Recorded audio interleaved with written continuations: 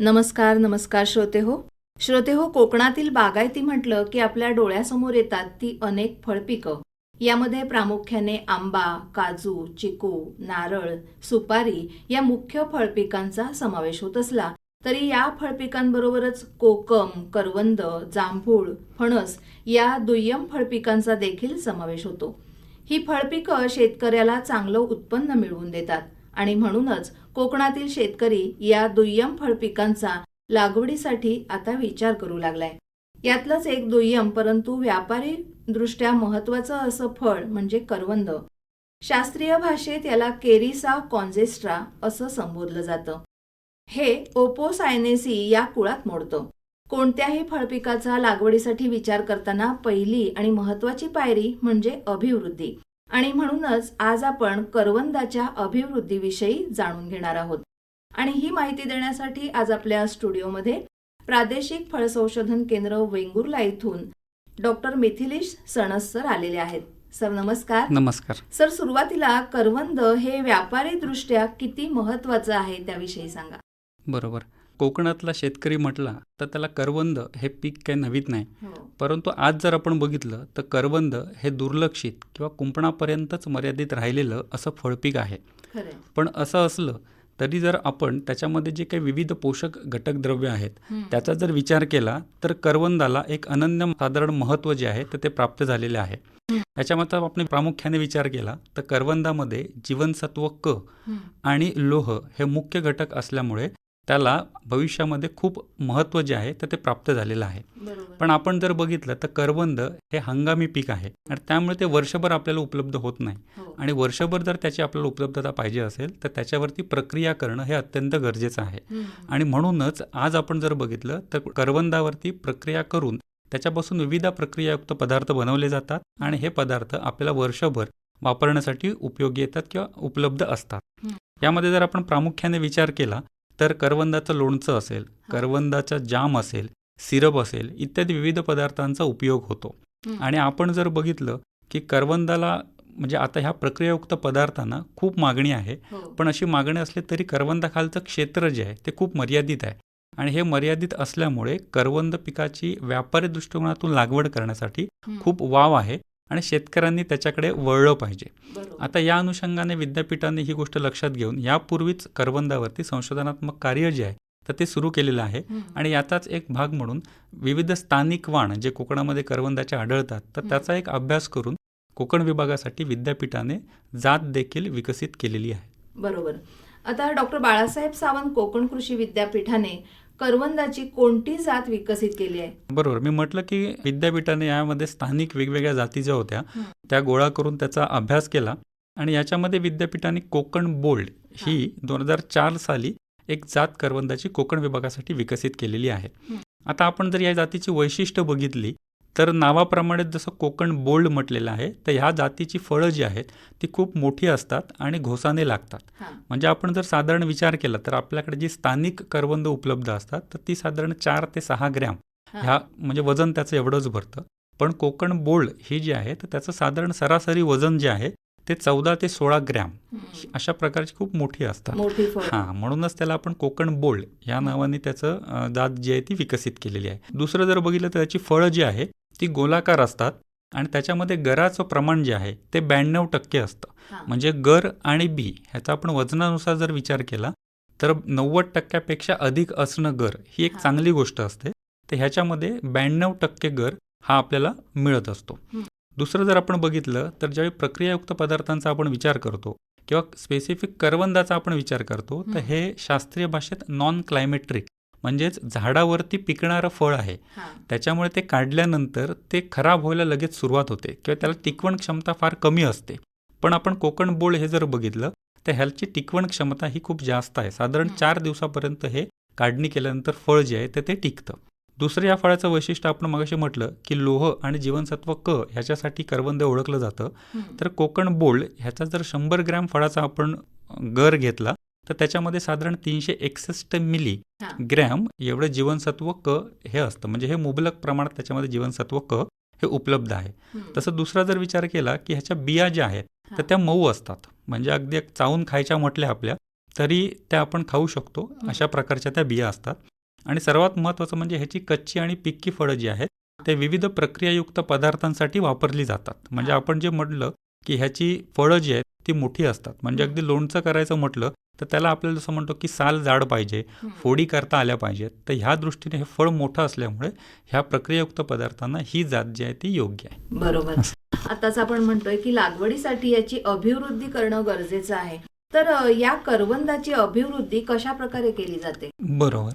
करवंदाची अभिवृद्धीचा ज्यावेळी आपण विचार करतो तर इतर फळ पिकांप्रमाणेच बियांपासून करवंदाची अभिवृद्धी होते.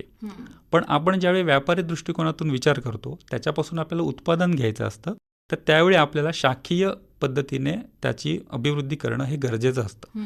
करवंदाचा विचार करताना ज्यावेळी आपण बियाणांपासून रोपनिर्मिती करतो त्यावेळी आपल्याला मातृवृक्षाप्रमाणेच फळं मिळतील असं नाही. म्हणजे थोडक्यात त्याच्या गुणधर्मामध्ये बदल होतो किंवा या ठिकाणी आपल्याला शाखीय पद्धतीने त्याची अभिवृद्धी करणं गरजेचं असतं. आणि करवंदामध्ये 2 प्रकारे आपण शाखीय पद्धतीने अभिवृद्धी करू शकतो. एक म्हणजे गुटी कलम आणि दुसरं म्हणजे छाट कलमाद्वारे मृदुकाष्ठ कलम पद्धत जी आपण म्हणतो तर या 2 पद्धतीने. आणि साधारण गुटी कलम जे आहेत तर ते जुलै महिन्याच्या आसपास आपण कलम बांधणी करतो आणि मृदुकाष्ठ कलम जे आहे ते साधारण सप्टेंबर-ऑक्टोबरच्या दरम्यान आपल्याला ती कलम बांधणी करावी लागते.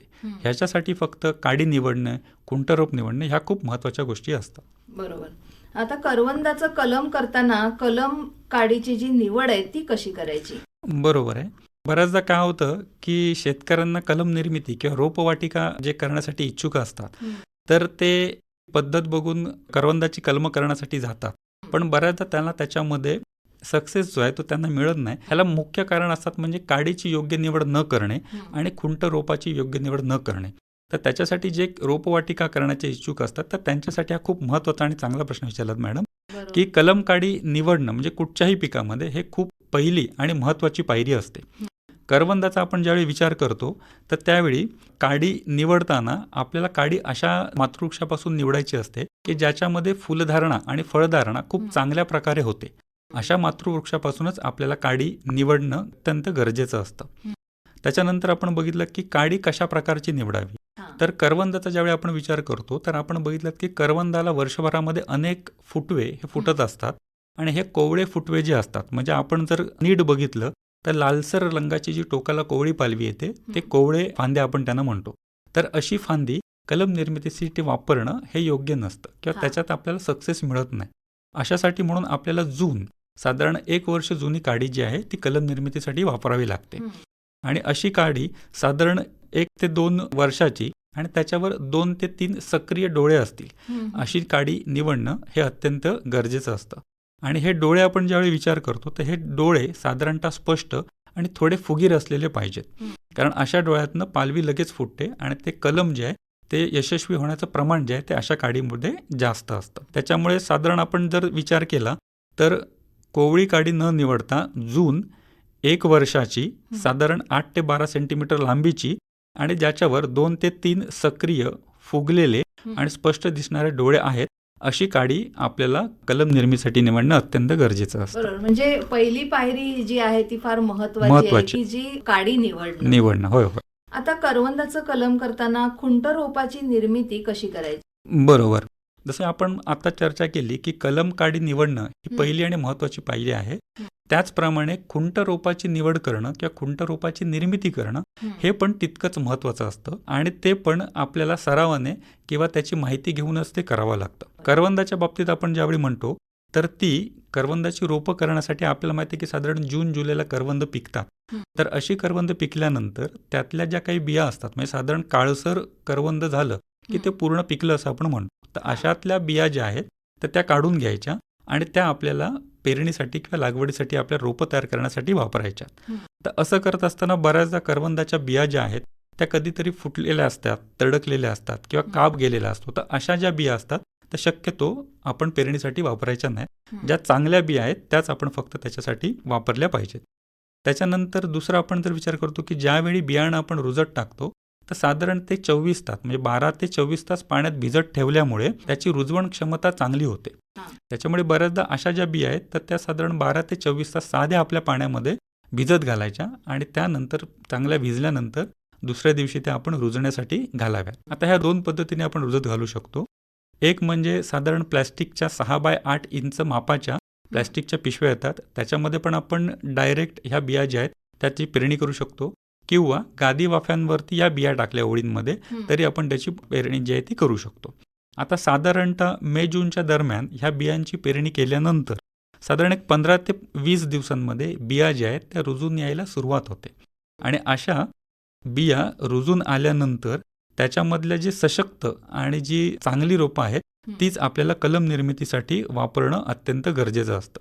ह्यावेळी एक काळजी घ्यावी लागते की ज्यावेळी बिया रुजून येतात तर रुजून आल्यानंतर त्याला साधारण अंशतः सावलीची गरज असते. आपण ही रोपं साधारण जून, जुलै, ऑगस्टच्या दरम्यान करत असल्यामुळे ढगाळ वातावरण असल्यामुळे ती सावली असतेच, पण बऱ्याचदा समजा जर पाऊस गेलेला असेल आणि ऊन असेल तर ती रोपं जी आहेत ती अंशतः सावलीमध्ये राहतील ह्याची आपण काळजी घेतली पाहिजे. अशा उगवून आलेली रोपं जी आहेत तर त्यांना आपल्याला कमीत कमी थोडंफार पाणी दिलं पाहिजे. पाऊस असेल तर पाणी देण्याची आवश्यकता नसते, पण पावसात त्याच्यामध्ये पाणी साठून राहणार नाही ही एक मात्र त्यावेळी आपल्याला काळजी घ्यावी लागते. आणि गरज असेल तर त्याच्यावरती कीटकनाशक किंवा बुरशीनाशकाची आपल्याला फवारणी करावी लागते. अशा पद्धतीने आपण जे रोप करतो तर ते साधारण 3 ते 4 महिन्यानंतर, म्हणजे जून जुलैला आपण बिया टाकलेल्या असतील तर साधारण ऑक्टोबर नोव्हेंबरच्या दरम्यान अशी रोपं आपल्याला कलम बांधणीसाठी योग्य होतात किंवा कलम बांधणीसाठी तयार होतात. आता करवंदामध्ये कलम निर्मिती कशी करायला हवी आणि ती केव्हा केली जाते? बरोबर. आपण मगाशी बघितलं की कलम निर्मितीच्या 2 पद्धती आहेत, एक गुटी कलम आणि मृदुकाष्ठ कलम. आता आपण मृदुकाष्ठ कलम पद्धत जी बघतोय तर त्याचा आपण मगाशी म्हटलं की कलम काडी निवडणं आणि खुंटरोप तयार करणं ह्या 2 पायऱ्या झाल्यानंतर कलम बांधणी करणं ही त्यानंतर असलेली महत्त्वाची पायरी आहे. आणि बऱ्याचदा कलम बांधणी करत असताना शेतकऱ्यांना ती बांधणी व्यवस्थित येत नाही किंवा बांधणीमध्ये काही चुका राहतात आणि त्याच्यामुळे कलम यशस्वीतेचं प्रमाण जे आहे ते कुठेतरी घटतं. त्याच्यामुळे कलम बांधणी ही साधारण कधी आणि कशी करावी ह्याची आपण ज्यावेळी माहिती घेतो त्यावेळी आपल्या लक्षात येईल की साधारण जून जुलैला आपण रोपं टाकल्यानंतर ऑक्टोबर नोव्हेंबर म्हणजे 3 ते 4 महिन्यानंतर रोपं जी आहेत ती कलम बांधणीसाठी तयार होतात. अशा कलम बांधणीसाठी तयार झालेल्या रोपांना बऱ्याचदा काय होतं की खोडापासून अनेक फुटवे येतात. आपल्याला फक्त एक सरळ वाढणारा एकच फुटवा आपल्याला कलम बांधणीसाठी ठेवायचा असतो. मग ह्यासाठी आजूबाजूला आलेले जे फुटवे आहेत ते काढून टाकावे आणि एक फक्त फुटवा जो आहे तो आपण कलम बांधणीसाठी रोपावरती ठेवायचा. आता हा ठेवलेला फुटवा पण जो असतो तो साधारण जमिनीपासून एक 2 ते 3 सेंटीमीटर खोडाचा भाग ठेवून तो आपण चाकूच्या साहाय्याने कट करतो. आणि हा कट केल्यानंतर त्या खोडावरती बरोबर मध्यभागी साधारण आपण एक खाच पडेल असं त्याला काप घेतो. म्हणजे इंग्रजी या व्ही आकाराप्रमाणे तिथे खाच तयार होते. ही झाली खुंट रोपाची आपण निर्मिती केली. आता आपण मगाशी बघितलं की आपण कलम काडी की जी आपण साधारण 10 ते 12 सेंटीमीटर लांबीची ज्याच्यावर 3 ते 4 सक्रिय डोळे आहेत अशी आपण निवडलेली असते.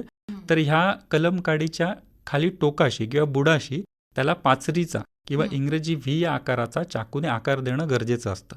कारण ही काडी आपल्याला खुंट रोपावरती खाच जी आपण पडले त्याच्यामध्ये बसवायची असते. तर त्याच्यासाठी आपल्याला ह्या काडीच्या बुडाशी व्ही आकाराचा म्हणजे आपण पाचरीचा आकार म्हणतो त्याच्याप्रमाणे धारदार चाकूने आपल्याला कट द्यायचा असतो आणि ती कापून घेतल्यानंतर अशी काडी जी आहे तर ती आपल्याला खुंट रोपावर जी आपण खाच केलेली असते तर त्याच्यामध्ये ती आपल्याला बसवायची. आता ही बसवताना एक काळजी घ्यावी लागते की बऱ्याचदा काय होतं की खुंट रोपाची जाडी आणि काडीची जाडी ह्या वेगवेगळ्या असू शकतात. मग ह्यावेळी आपल्याला की खुंट रोप आणि काडी ह्याची एक कुठची तरी बाजू जुळेल ह्या पद्धतीने ती काडी त्या खुंट रोपामध्ये आपल्याला बसवावी लागते. आता हे बसवल्यानंतर ह्याच्या पुढे असतं की कलम बांधणी. कलम बांधणीसाठी साधारण आपल्याला 15 ते 20 सेंटीमीटर लांबीची प्लास्टिकची पट्टी साधारण 200 ते 300 गेज जाडीची ती असते. तर त्या पट्टीने हे बांधलेला जोड जो आहे तो आपल्याला बांधावा लागतो. ह्याच्यासाठी कलम जिथे आपण बांधलेला आहे किंवा काडी जिथे रोपावरती बांधलेली असते तिथं तो जोड जो आहे तो आपण प्लास्टिकच्या पट्टीने बांधून घेतो. अशी बांधणी व्यवस्थित केल्यानंतर त्याच्यामध्ये कलम यशस्वीतेचे प्रमाण जे आहे ते खूप वाढतं आणि अशा कलमाची बांधणी झाल्यानंतर आपल्याला पुढे योग्य प्रकारे काळजी घेतल्यानंतर आपल्याला चांगल्या प्रकारची कलम करवंदाची मिळतात. बरोबर. हे झालं कलम आपण कशी बांधायची आणि कोणत्या पद्धतीने कलम करायचं याविषयी. आता कलम बांधणीनंतर कोणती काळजी घ्यायला हवी? बरोबर. बऱ्याचदा काय होतं ही शेतकऱ्यांसाठी पण जेव्हा कलम घेऊन जातात आणि कलम बांधणी होते तर त्यावेळी काय होतं की कलमाचा जो खुंट रोप असतो तर त्याला आपण सुरुवातीला बघितलं की त्याला असंख्य फुटवे असतात. ते आपण काढत असतो आणि फक्त एक फुटवा ठेवून त्याच्यावरती आपण कलम बांधतो. तर कलम बांधणी केल्यानंतर हे आपण काढलेले जे फुटवे असतात ते परत जोमाने वाढायला सुरुवात होतात. त्यामुळे सगळ्यात महत्त्वाची काळजी म्हणजे पहिल्यांदा काय घ्यावी लागते तर हे असंख्य येणारे फुटवे जे आहेत ते ज्यावेळी आपल्याला दिसतात म्हणजे ते कोवळे असताना साधारण तिथनं डोळा फुटला की त्याच वेळी त्या खुंट रोपावरचे नवीन फुटवे आपल्याला काढावे लागतात. ते नवीन फुटवे जर आपण काढले नाही तर त्याचा विपरीत परिणाम काडीवरती होतो. म्हणजे काडीला अन्नद्रव्य जे आहे तर त्याचा पुरवठा होत नाही आणि काडी किंवा कलम मरण्याचं जे प्रमाण आहे तर ते वाढतं. त्याच्यामुळे सगळ्यात महत्त्वाची आणि पहिली पायरी म्हणजे खुंट रोपावर येणारे जे फुटवे आहेत ते वेळोवेळी काढले पाहिजेत. आणि आपण म्हणतो की साधारण ऑक्टोबरला बांधल्यानंतर साधारण मे जुलैला आपण कलम विक्री करतो. मग हा 8-9 महिन्याचा जो कालावधी आहे तर सुरुवातीचा 3 ते 4 महिन्याच्या कालावधीमध्ये हे फुटवे खूप असतात आणि जोमदार असतात. आपण ते एकदा 2 ते 3 वेळा किंवा जर गरज भासली तर 4 ते 5 वेळा काढल्यानंतर ते फुटवे परत यायचे बंद होतात.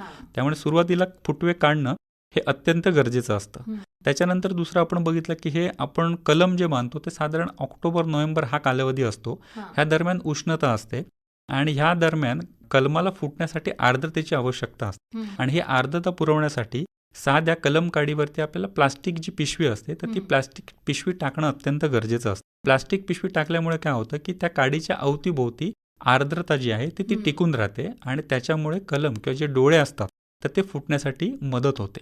त्याच्यामुळे त्याला प्लास्टिकची पिशवी कलम बांधल्यानंतर त्याच्यावरती टाकणं गरजेचं आहे. आता ही प्लास्टिकची पिशवी कधीपर्यंत तिथे ठेवावी तर साधारण 15 ते 20 दिवसाचा कालावधी लागतो. आता 15 ते 20 दिवस म्हणजे साधं सांगायचं म्हटलं तर ते डोळे फुटायला सुरुवात झाल्यानंतर तिथे नवीन वाढ झाली की अशा वेळी आपल्याला त्या प्लास्टिकची पिशवी जी आहे ती काढून टाकावी लागते. ह्याला साधारण 15 ते 20 दिवसाचा कालावधी लागतो. आणि ही जर पिशवी आपण तशीच ठेवली तर मात्र डोळे जे आहेत तर ते कदाचित मरण्याचे चान्सेस असतात आणि काडी मरण्याचे चान्सेस असतात. त्याच्यामुळे आपल्याला परत कलम यशस्वी होत नाही. त्यामुळे आठवणीने 15 ते 20 दिवसांनी किंवा डोळे बाहेर फुटल्यानंतर प्लास्टिकची पिशवी हे आठवणीने काढून टाकावी. त्याच्यानंतर आपण बघितलं की कलम बांधणी केल्यानंतर साधारणतः झाड जे आहे तर ते सावलीमध्ये ठेवणं आवश्यक असतं. म्हणजे मी म्हटलं की साधारण आपण ऑक्टोबर-नोव्हेंबरला कलम बांधतो, पावसाळा संपलेला असतो आणि उष्णता सुरू झालेली असते.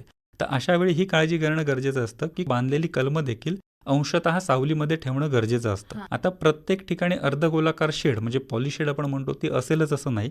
तर अशा वेळी कोणत्याही झाडाची सावली असेल त्या झाडाच्या सावलीत जरी ठेवलं तरी आपला जो उद्देश आहे तो आपण त्याच्याद्वारे साध्य होऊ शकतो. तर अशा प्रकारे आपण जर त्या कलमांची काळजी घेतली तर आपल्याला खूप चांगल्या प्रकारचं कलम जे आहे तर ते लागवडीसाठी उपलब्ध होईल. बरोबर. आता अशा प्रकारे बांधलेली ही कलमं विक्री योग्य कधी होतात? बरोबर. आपण मगाशी म्हटलं की साधारण जून-जुलैच्या दरम्यान आपण बिया ज्या आहेत तर रोपं तयार करण्यासाठी रुजत घालत असतो आणि ही रोपं साधारण 3 ते 4 महिन्याची झाल्यानंतर म्हणजे ऑगस्टपासून ती कलम बांधणी योग्य होतात. परंतु साधारण आपण ऑक्टोबर-नोव्हेंबरला ती कलमं बांधतो आणि ऑक्टोबर-नोव्हेंबरला कलमं बांधल्यानंतर साधारण एक 8 ते 9 महिन्याचा कालावधी गेला की त्याच्यानंतर ती कलमं जी आहेत तर ती विक्री योग्य होतात.